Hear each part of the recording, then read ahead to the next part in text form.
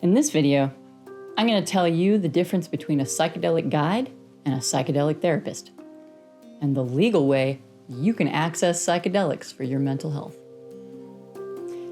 Hey everybody, I'm Leah Benson, and I'm a licensed psychotherapist and psychedelic guide in Tampa Bay. And today, I'm going to tell you about the main differences between a psychedelic guide and a psychedelic therapist, and why there just aren't that many psychedelic therapists out there right now, why that's a problem, and how you can legally access psychedelics for mental health. Okay, to start with, what you want to understand about the difference between a psychedelic guide and a psychedelic therapist is that a psychedelic guide will not always be a licensed psychotherapist, although sometimes they will be. And right now, most licensed psychotherapists are not psychedelic guides. At the moment, what makes them different is pretty simple, although it is going to get more complicated in the next few years because some states are in the process of creating legal categories for psychedelic guides who are not therapists. But for now, one big difference between a psychedelic guide and a psychedelic therapist is that psychedelic guides have not usually and not necessarily gone through in-depth training in how to provide psychotherapy. And they haven't necessarily gone through training that informs them about the laws and ethics of best practice. Translation, a psychedelic guide can use whatever standards of practice that they want to when they work with you, and you have no idea what those are. Maybe they're fine, maybe they're not. A licensed therapist will be abiding by a standard set of rules from their state and the ethical codes of their professional associations. Now, before you go jumping to the conclusion that I think an unlicensed psychedelic guide is a bad choice, let me just assure you, I am not at all saying that. In fact, they are often not only a good choice because many of them are reasonable, ethical, wonderful people. They are also a good choice because lots of therapists have no psychedelic experience. And you don't really want someone who doesn't understand all the ways a psychedelic experience can unfold to be sitting with you through your psychedelic experiences. Does that mean you can't hang on to your regular therapist if they aren't a psychedelic veteran? No, it doesn't mean that, but it does mean that they need to be totally on board with your choices to expand your journey of self-awareness through the use of psychedelics. If they are, then you're probably in good hands, because even though many therapists have not had mystical or out-of-body experiences through the use of psychedelics, some of them have had these types of experiences without psychedelics. Spiritual experiences, spiritual awakenings, that sort of thing. And to be able to talk about and integrate wisdom from these experiences into your daily life is a part of the competence that you want your psychedelic therapist to have. If your therapist can't delve into this realm comfortably, then unfortunately, you probably will need to change therapists. The one thing you absolutely do need from the person sitting with you during your psychedelic experiences, whether they're a guide or a therapist, is total comfort with and knowledge of, preferably through personal experiences, all the types of physical and mental phenomena that can arise during a psychedelic experience. You want your sitter to have not only put into perspective the intense mental aspects of their own psychedelic experiences, but you want them to have also seen and felt the complete range of physical intensity that can come from high-dose psychedelic experiences. That's because if they haven't, they could get anxious when your experience becomes physically intense, and then their anxiety can rub off on you. You need your guide to provide the feeling of complete confidence and competence. And their own experiences with psychedelic intensity are what give them that confidence when the going gets rough. Now, on to the reason why most therapists are not psychedelic guides right now. It's really pretty simple. Most psychedelics are illegal in most places. And therapists, on the whole, like to follow the rules. And then, even for the therapists who are interested in being psychedelic guides, they're in a funny predicament. And here's why.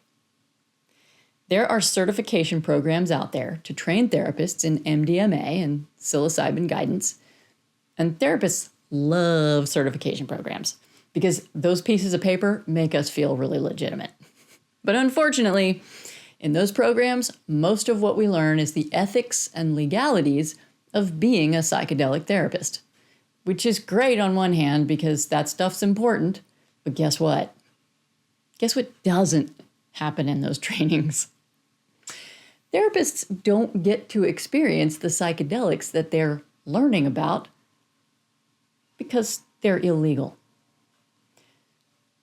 So most of the training is watching videos of other therapists who have done the psychedelic legally by being in part of a research project, sit and be therapeutic with people who are taking the psychedelics legally by being part of a research study. Yeah, you heard me right. The very thing that therapists really need experience with, the psychedelic, they don't get at those trainings. They get more of what they already have a lot of, which is training on laws and ethics and how to be a trauma therapist, and no experience with entering the unknown of a psychedelic state and using their skills as a therapist to integrate the insights and particulars of that experience into their daily lives.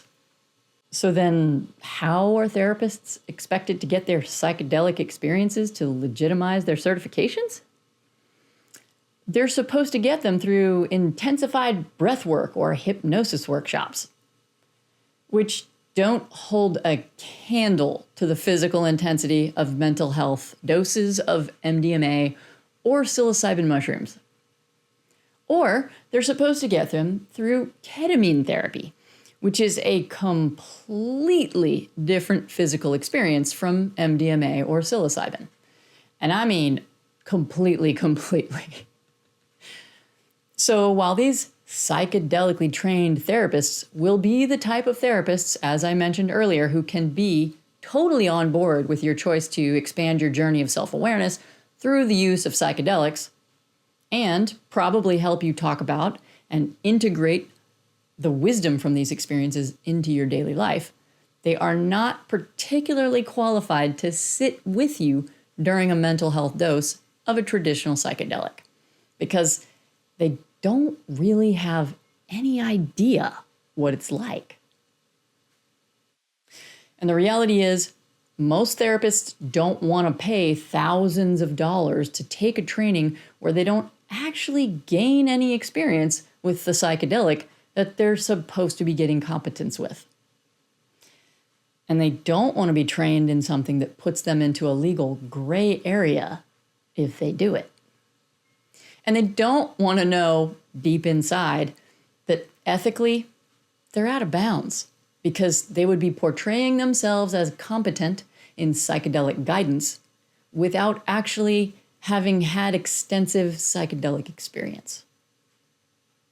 So what you see out there then is a lot of psychedelic guides who have a lot of experience with psychedelics, who may or may not be competent to guide your mental health. And on the other hand, you see a lot of therapists out there who know how to guide your mental health, but who also believe deep down that they have no business promoting themselves as if they have the experience to guide people through psychedelics they've never done. So where does that leave you if you want a competent psychedelic guide who is also a therapist? It leaves you with the option of exploring the community of therapists who work with the only federally legal psychedelic available. And that psychedelic is ketamine. So for those of you who are interested in learning more about the only currently legal psychedelic, check out my videos on ketamine, where you'll discover why it wrongfully got a bad reputation and why it's actually a better psychedelic for people who have little or no psychedelic experience. Or you can also grab my book, The Beginner's Guide to Ketamine Therapy for Mental Health, at ketaminetherapybook.com. Thanks for watching, and I'll see you in the next video.